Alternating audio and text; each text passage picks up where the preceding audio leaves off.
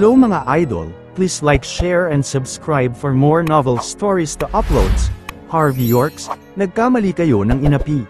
Kabanata 61, hindi masyadong nag-alala si Harvey sa kanila. Humarap siya kay Mandy at marahan niyang sinabi, "Tumawag ka? At ilagay ito sa speaker mode, magtiwala ka sa akin." Nagring ang telepono. Sa tunog na iyon, ang mga may ingay na Zimmer ay tumingin sa isa't isa nang walang magawa. Pagkatapos ay nanahimik din kaagad, kahit si Senior Zimmer na laging pinapaboran si Zack ay nakakagulat na nagpigil sa sandaling iyon. Dahil napakahalaga ng investment funds na iyon, maaaring masira ang mga Zimmer. "Hello, kumusta ka? Ako ang secretary ng CEO ng York Enterprise, si Yvonne Xavier. Maaari ko bang malaman kung sino ito?" Makalipas ang ilang sandali, isang kaaya-aya ngunit malamig na tinig ang narinig. Ang magandang mukha ni Mandy ay napuno ng pag-aalala at naging awkward. Sinabi niya pagkatapos, "Miss Xavier, hello, ako si Mandy ng mga Zimmer. Nagkita tayo kahapon." "Oh, ikaw pala yan, Miss Zimmer." Mas lalong nanlamig ang boses ni Yvonne. "Paprangkahin kita, Miss Zimmer, sinabi ng CEO naming hindi na welcome kayong mga Zimmer. Sinabi rin niyang gusto niya ay malugi kayo, kaya pakiusap. Huwag niyo na akong tatawagan ulit, naaabala ako." Nang marinig yun, nanlamig ang hininga ng mga Zimmer, lalo na si Senior Zimmer. Lalong lumubha ang ekspresyon ng mukha ni Senior Zimmer. Sa sandaling iyon, hindi na siya naglakas loob na magsalita pa. Alam niyang ang York Enterprise ay pag-aari ng pinakamalaking pamilya sa Southlight, ang York. Ang ganoong pamilya ay kayang palugiin ang isang pamilyang mas konti ang pribilehyo. "Miss Xavier, alam kong makapal ang mukha ko sa sasabihin ko. Pero pakiusap, huwag mo munang ibaba ang iyong tawag." Sa sandaling iyon, medyo kinakabahan si Mandy, ang Miss Xavier na isang beses niya palang nakikita ay nakakatakot. "May gusto sana akong itanong sayo. Malinaw na pumirma kami ng kontrata kahapon. Bakit ang lupit ng kumpanya ninyo ngayon? Hindi lamang ninyo kinansela ang kooperasyong meron tayo, pero gusto nyo pa kaming malugi." Nang binanggit ni Mandy ang tungkol sa pagkalugi, nanlungo ang lahat ng mga Zimmer. Kung malulugi ang mga Zimmer, lahat sila ay walang maiiwang kahit anong halaga. "Ikaw." Si Yvonne ay tila sandaling nag-aalangan, pagkatapos ay nagbuntong hininga siya at sinabi, "Paprangkahin kita ulit, Miss Zimmer. Sa una, medyo interesado ang CEO sa inyong proyekto, kaya direkta niyang pinirmahan ang kontrata kahapon. Pero sumobra kayo, naging abusado ang mga Zimmer. Pinalitan niyo sa huling minuto ang person in charge, hindi ba dapat pinag-usapan muna ito? Tapos anong meron sa person in charge na pumunta? Ang kapal ng mukha niyang landiin at harasan ang girlfriend ng CEO. Kayong mga Zimmer, tama lang sa inyo iyan." Pagkatapos niyang sabihin ito, agad na ibinaba ni Yvonne ang telepono. Sa kabilang dulo ng telepono, si Yvonne ay nakasuot ng tights sa gym, kita ang kanyang magandang hugis, pa-cute niyang nilabas ang kanyang dila. "Ang saya ng trabahong binigay sa akin ng CEO, gusto ko pang gumawa ng ganitong trabaho ulit." Kabanata 62, sa Zimmer residence, ang mga tao sa Zimmer ay walang magawa, nagkatinginan sa isa't isa.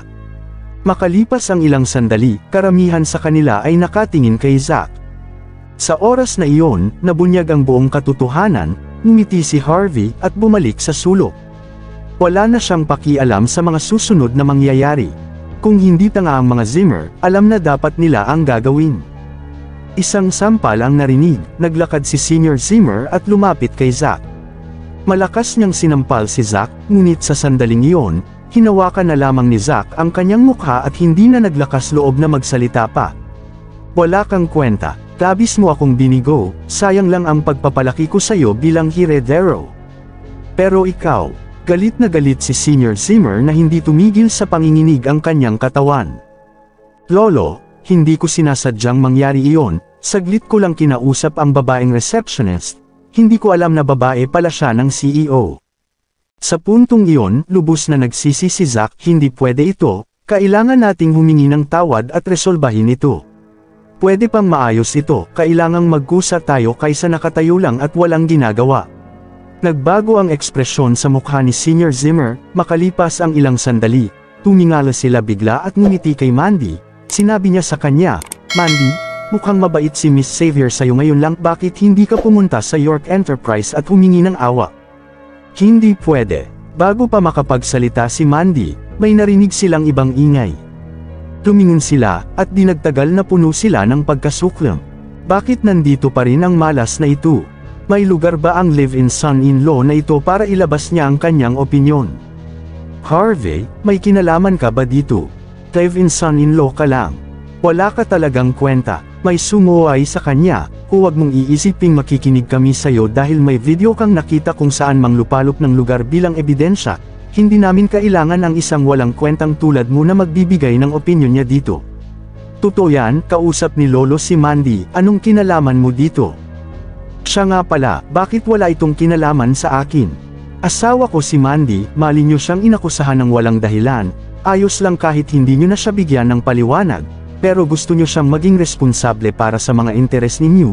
Gusto ninyo pang personal siyang pumunta roon at humingi ng awa, bakit may mga taong ganito mag-isip dito sa mundong ibabaw? Sabi ni Harvey, asawa.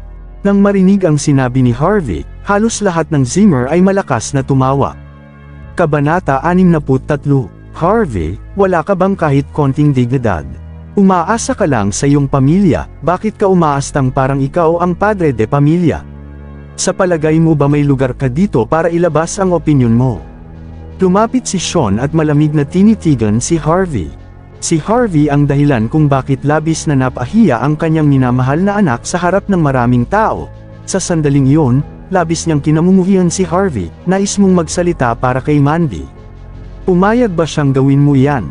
Kahit pumayag siya, hindi pa nagsasalita ang mga biyenan mo, anong karapatan mong magsalita dito? Hindi mo nga alam ang ibig sabihin ng seniority at propriety. Lumayas ka. Tinitingnan ng may paghamak ni Sean si Harvey. Kuya, tama ang sinabi ni Harvey, hindi pupunta si Mandy sa pagkakataong ito. Biglang nagsalita si Lillian. Ikaw, anong sinasabi mo? Inunat ni Sean ang kanyang sarili at tinuro nito si Lillian, galit na galit siya na maski ang kanyang daliri ay nanginginig ngayon. Kumusta naman ikaw at ako? Hindi mo kami binigyan ng paliwanag pagkatapos maling akusahan si Mandy. Sinabi mo pa mismong gusto mong mapalayas kami sa mga Zimmer. Ngayon napagtanto mong ang anak ko lang ang makakasahit sa mga Zimmer, hindi ka man nagmakaawa sa amin para dyan, pero ang arrogancy mo pa, nakalimutan mo na ba yon? Bakit naging ganito ang ating pamilya Zimmer ngayon? Dahil ito sa anak mo. Minsan ay parang kabute si Lillian, hindi siya kayang pigilan ng ama ni Mandy. Sa araw na iyon, si Lillian ay puno ng galit, at wala siyang ibang lugar para ilabas ang kanyang galit. Ngayon, nakahanap siya ng tamang tiyempo para ilabas ang galit niya. Naguguluhang napatingin si Harvey kay Lillian, hindi sumagi sa kanyang kakampihan siya ni Lillian at magsasalita para sa kanya isang araw. Wala nang masabi si Sean sa nerbiyos sa sandaling iyon. Sa bagay, isang hindi matatawarang katotohanan ang sinabi ni Lillian. Bago pa makapagpatuloy si Sean, sumimangot si Senior Zimmer. Tapos ay sinabi niya, Lillian, totoo ngang si Zach ang may nagawang mali dito, pero bahagi tayo ng iisang pamilya, at nasa iisang bangka, kung malulugi ang mga Zimmer, magagawa mo bang makaalis mula sa sitwasyong iyon ng maayos? Hindi mo gagawin ito alang-alang sa mga Zimmer lamang, pero para sa sarili mo ring kapakanan, hindi ba normal lang na may gawin ka para sa sarili mong pamilya? Nanatiling malamig si Lillian at walang sinabi. Nagpatuloy si Senior Zimmer, Sean, humingi ka ng tawad sa kanila. Nagbago ang ekspresyon ng mukha ni Sean makalipas ang ilang sandali, napangisi siya at humakbang, at nagsalita, Sister-in-law, talagang mali kami sa buong bagay na ito. Mali naming inakusahan si Mandy, humihingi ako ng tawad para sa pamilya ko. Si Sean ang head ng mga Zimmer, at palagi siyang medyo dominanti, hindi siya kailanman yumuko sa sinuman sa mga Zimmer dati. Sa sandaling iyon, naramdaman niya ang matinding pagkakamali matapos niyang humingi ng tawad kay Lillian, labis siyang napahiya. Ngunit nagsalita si Senior Zimmer at hindi siya naglakas loob na tumutol. Nang makita iyon, ang labis gumanda ay ang ekspresyon ng mukha ni Lillian, habang nakatayo sa gilid. Nakita din iyon ni Senior Zimmer, at sinabi niya, Lillian, tama na iyan, tapusin natin ito ng ganito, lahat tayo ay kumikilos para sa kapakanan ng mga Zimmer, kung malulugi ang mga Zimmer, tiyak na wala kang makukuhang anumang benepisyo mula rito. Kung magagawa nating makipag-cooperate sa York Enterprise, sigurado akong magandang bagay ito para sa lahat. Kabanata 64. Saglit na isinaalang-alang ito ni Lillian, at napagtantong medyo makatwiran iyon, kung yun talaga ang magiging dahilan ng ikalulugi ng mga Zimmer, mawawala ang kanyang marangyang buhay. Okay, matapos isipin yun sandali, tumango si Lillian at sumang-ayon doon. Hindi pwede. Sa wakas, si Harvey, na nakatayo sa gilid, ay muling nagsalita. Sa sandaling iyon, ang lahat ng mga Zimmer ay galit na tinitigan si Harvey, kasama na si Lillian. Tinalakay ito ng mabuti ng mga Zimmer, bakit gumagawa na naman ng gulo ang live-in son-in-law na ito? Wala ba siyang kamalayan sa sarili? Malamig na sinabi ni Lillian, Harvey, lumayas ka. Hindi ito lugar para maglabas ka ng mga opinyon mo. Ma, nagsasalita ako para kay Mandy. Gusto kong itama ang maling inilagay sa kanya. Sa una, siyang nakapirma sa kontrata ng York Enterprise, pero walang kahit anong pake ang mga Zimmer tungkol doon, direkta nilang pinalitan ang person in charge. Ngayong nasira na ang buong kooperasyon, gusto ng mga Zimmer na pumunta si Mandy doon para personal na resolbahin ito at magmakaawa. Anong ibig palabasin ng mga ito? Gusto ba nilang maging katawa-tawa ang asawa ko sa York Enterprise at kung sakaling maawa nga sa kanya ang CEO ng York Enterprise, tapos ay ano? Aagawin na naman ng kutong lupa na iyon ang magiging ambag ng asawa ko. Ito ba talaga ang gusto nyo? Senior Zimmer, bakit di ikaw na lang kaya ang pumunta sa York Enterprise at humingi ng pabor, baka sakaling matakot at maawa sila sayo? Nakangiting sabi ni Harvey na may kasamang pang-aasar. Galit na galit si Senior Zimmer sa inasal ni Harvey, ngunit patuloy pa rin si Harvey sa pagsasalita. Hindi nyo ba kailangang magpaliwanag sa kanya? Huwag ninyong sabihin kapag pumunta doon si Mandy at nakuha ulit ang investment, ay papalitan ninyo na naman siya ng iba bilang person in charge. Sino ba si Mandy sa inyo? Batang babae lang na kahit ano ang ipagawa nyo ay pwede nyong utus-utusan. Harvey, sino ka sa palagay mo? Ang kapal ng mukha mong pagdudahan si Lolo. Sa wakas ay nakakuha si Zack ng pagkakataon, at galit na sinigawan si Harvey, ngunit sa katunayan, meron ng ganoong intensyon si Zack. Kung makukuha ni Mandy ang investment, siya ang magiging person in charge ulit dahil pinapaboran siya ni Senior Zimmer. Sa sandaling iyon, may naisip si Lillian. Sa katunayan hindi niya naisip ang posibilidad na iyon ngayon lang. Harvey, wala kang karapatang magsalita rito. Mabuti pang umalis at umuwi ka na sa bahay para makapagluto ka ng hapunan natin. Galit na singhal ni Lillian, habang si Sean naman ay biglang sumabat. Tama ang biyenan mo, Harvey. Tumayas ka na dito, kung hindi, huwag mo kaming sisisihin kung magiging bastos kami sa iyo, sabi ni Sean na may ngit-ngit sa mukha. Halos mahulaan na niya ang dahilan kung bakit ginagawa ito ni Harvey. Sa sandaling iyon, galit na walang pakialam si Harvey sa kanya, nakatingin lang siya kay Senior Zimmer at sinabi, Senior Zimmer, dapat sigurado ka sa isang bagay, tingnan mo ang kasalukuyang sitwasyon, totoo bang walang sino mang may kunting kakayahang baliktarin ang sitwasyong ito maliban kay Mandy? Huminga ng malalim si Senior Zimmer, tapos ay sinabi niya, totoo yan. So ano naman ngayon? Isa sa mga Zimmer si Mandy, kumakatawan din siya sa interes ng mga Zimmer. Isa pa, ang lahat ng meron siya o ginagamit niya ay galing sa mga Zimmer. Ganun ka rin kahit na live-in son-in-law ka lang, lahat na meron ka o ginagamit mo ay galing din sa mga Zimmer. Sa sandaling ito, ano naman ngayon kung gagawa siya ng aksyon para sa mga Zimmer? Hindi nga problema kung kikilos siya para sa mga Zimmer, pero kailangan mong maintindihang kailangan ng lahat ng matinong dahilan kung gagawa sila ng isang bagay. Kalmadong sinabi ni Harvey, anong silbi nito kung ang isang ordinaryong tao sa mga Zimmer ay pupunta sa York Enterprise para makipag-ayos? Kung ang chairman ng mga Zimmer ay personal na pupunta doon para maayos na humingi ng paumanhin, baka isipin ng York Enterprise taos puso ang gagawin niyo, ikaw, nagulat si Senior Zimmer. Paano naging matapang si Harvey at nagawang magsalita ng ganoon? Paano niya nagawang hilingin ang posisyon ng chairman ng mga Zimmer? Napakawalang hiya niya at hindi nakakaintindi. Siyempre, kung iniisip ni Senior Zimmer na masyadong mataas ang posisyon, ganun din ang gagawin ng CEO. Kung sa bagay, kakatawan siya sa mga Zimmer, masayang ngumiti si Harvey. Tumigil ka sa pangangarap ng gising. Si Sean, na nakatayo sa gilid ay galit na sumigaw. Si Sean ang CEO ng mga Zimmer, at tila gustong angkinan ni Harvey ang posisyon ni Sean ngayon.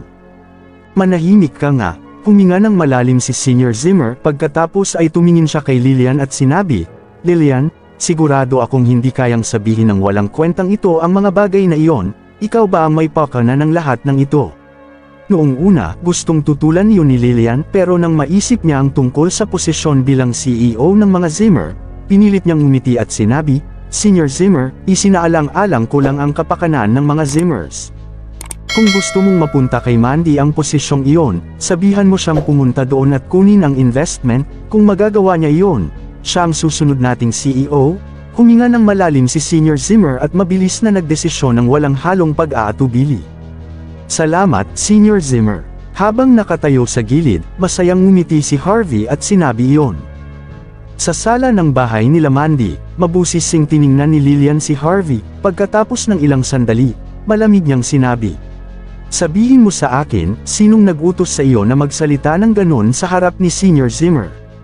Tumingin din si Mandy sa kanyang asawa ng may paghihinala, sa kanyang pagkakaalala, iyon ang unang beses na umasta si Harvey na matapang at matatag.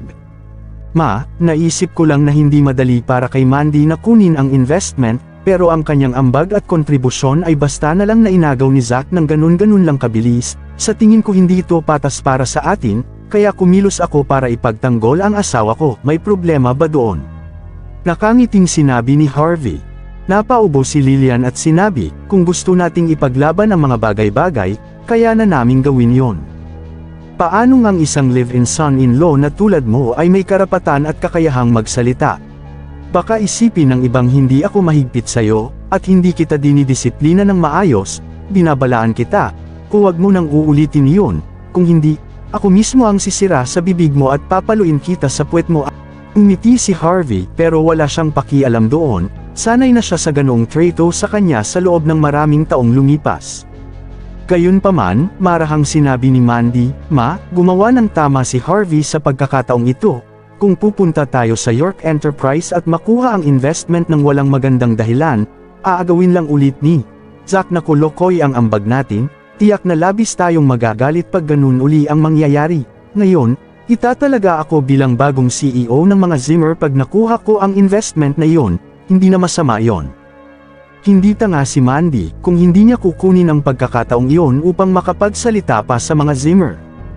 Maaring itakwil na siya ng tuluyan sa mga Zimmer kasama ng pamilya niya sa hinaharap, walang imak si Lillian, pagkatapos ng ilang sandali, nagbungtong hininga siya at sinabi, kung sa tingin mo ay ayos lang iyon, hindi na ako magsasalita pa, Mandy, may ayusin sa ibang bansa ang ama mo para sa negosyo, matagal-tagal siyang hindi makakauwi, kailangan mong mag-ingat sa mga Zimmer lalo na sa Zack na iyon, sa tingin ko masyado siyang tuso. Ang parehong bagay ay laging nangyayari sa isang malaking pamilya, kung ang isa ay hindi maingat, baka ipahamak sila o saktan ng sarili nilang kamag-anak, tandaan mo ang aking mga sinabi sa iyo Mandy. Kabanata 65, itatalaga si Mandy bilang bagong CEO basta makuha niya ang investment, kumalat na parang bomba ang balitang iyon sa buong pamilya Zimmer, marami sa kanila ang nagulat, ngunit wala na silang masyadong sinabi dahil alam nilang maaaring malugi ang mga Zimmer kung hindi nila makukuha ang investment funds. Para sa karamihan sa kanila, wala silang problema kung sino nasa kapangyarihan basta lagi nilang mapanatili ang kanilang marangya at ekstrabaganteng buhay nila. Sa pamilya naman ni Zack parehong nakaharap sa isa't isa ang ama at anak, nakatingin sa isa't isa at nang walang magawa, mukhang mapanganib si Zack, at sinabi niya, Dad, lahat ng tao sa pamilya ni Tito ko ay puro mga galonggang, lahat sila ay mga walang utang na loob na pumanig sa isang tagalabas.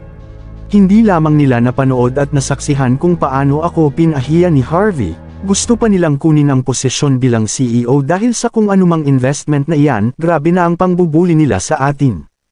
Itinuon ni Sean ang kanyang atensyon at sinabing, tama si Senior Zimmer sa isang bagay, ang investment ay makabuluhan at mahalaga para sa atin, isa pa, kailangan nating makahanap ng paraan para ayusin ang relasyon natin sa York Enterprise, basta makuha natin ang investment, ano ngayon kung mapunta sa kanya ang posisyong iyon.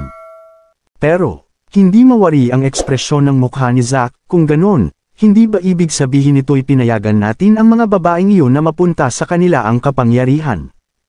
Ano naman kung nasa kapangyarihan sila? Huwag mong kalimutan ito. Talunan pa rin sila anumang mangyari, paanong posibleng isang babae ang mamumuno sa buong pamilya Zimmer?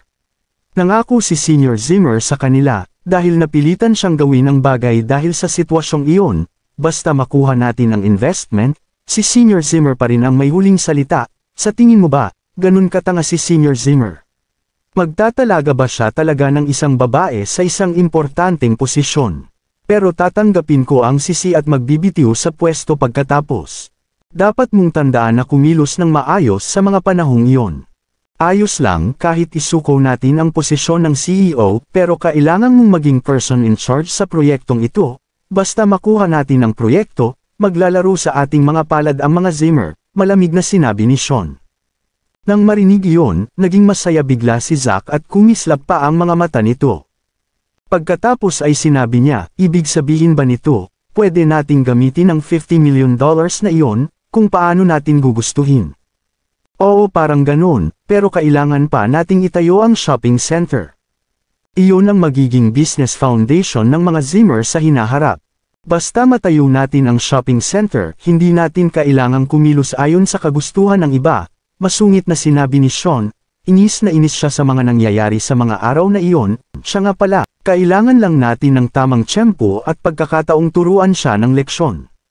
Kasalanan niya kung bakit nasira lahat ng plano natin, gigil na sinabi ni Zack. Napadura si Sean sa sandaling iyon at sinabi, pwede ba tumigil ka sa pagiging tanga? Paano magagawa ng walang kwentang basura na iyon na mag-isip ng ganong bagay? Kung tama ang hinala ko, si Lillian ang lihim na gumawa ng lahat ng iyon. Tauhan niya lang si Harvey, kailangan nating maging mas maingat sa babaeng iyon mula ngayon. Alright, agad na sumang-ayon si Zack na gawin iyon, follow na ng buong pamilya nila. Ngayon nasa abroad na ang tito mo, imposibleng hayaan ni Senior Zimmer na sila ang magiging in charge sa mga Zimmer. Sa madaling sabi, pag-usapan natin ito, pagkatapos nating makuha ang investment, hayaan mo silang maging mayabang tungkol dito sa mga susunod na araw. Malamig na sinabi ni Sean, hindi siya ang klase ng taong nakatayo lang at walang gagawin, naghihintay sa tadhana. Sinimulan niyang mag-isip ng mga plano niya ngayon. Kinabukasan, sa ground floor ng York Enterprise, umaga pa lang, umalis si Harvey para bumili ng bagong electric bike at ginamit iyon papunta sa kumpanya. Hindi niya mapigilan iyon, sa araw na iyon, pupunta si Mandy sa kumpanya para makipag-ayos para sa investment, kung dadalhin niya ang Porsche doon, maaring mabunyag ang totoo niyang pagkakakilanlan at katayuan sa buhay. Nang iparada na niya ang electric bike sa parking space na exclusive only para lang sa CEO, isang pamilyar na boses ang narinig niya mula sa likuran niya, sumigaw ang taong iyon, Hoy! Ikaw na nagdadrive ng electric bike dyan. Wala ka sa tamang pag-iisip. Hindi mo ba nakitang exclusive only para sa CEO ang parking space na ito? Lumayas ka na agad dito bago pa dumating ang boss namin. Mukhang masama ang loob ni Howard kahapon, nalaman niyang na-demote siya sa isang security guard. Kung kaya, hindi siya nakatulog ng maayos pero ng araw na iyon, nangangalit pa rin siyang nag-report para sa duty niya sa kumpanya. Wala siyang magawa. Kung sa bagay, ayaw niyang bastusin ang York Enterprise, kinausap siya ng kumpanyang magtrabaho bilang isang security guard. Wala siyang magawa kundi sundin ang utos na iyon, kung hindi, wala siyang ibang paraan para bayaran ang danyos para sa paglabag sa kontrata niya. May car loan pa siya, kaya wala talaga siyang paraan para mabayaran iyon. Dinirekta niya ang iba sa pagparada ng kanilang mga kotse sa buong umaga. Halos pagod na siya doon dahil kadalasang arrogante siya. Ngayon, nang makita niyang pumarada ang electric bike sa mismong paradahan pang exclusive only para sa CEO, halos masiraan siya ng bait, dahil sa kanyang galit. Nagdusa siya ng isang buong araw, at gusto niya lamang na maghintay para sa pagdating ng CEO. Nais niyang makita kung may pagkakataon siyang baliktarin ang sitwasyon niya. Ngunit ang nakuha lamang niya ay isang electric bike matapos niyang maghintay ng matagal. Tumalikod si Harvey, sa sandaling iyon, nakita niya si Howard na puno ng sama ng loob. Tiningnan niya si Howard at sinabi, si class monitor pala ito. Hindi sa sinabi mo sa akin na nagtatrabaho ka bilang isang supervisor sa York Enterprise.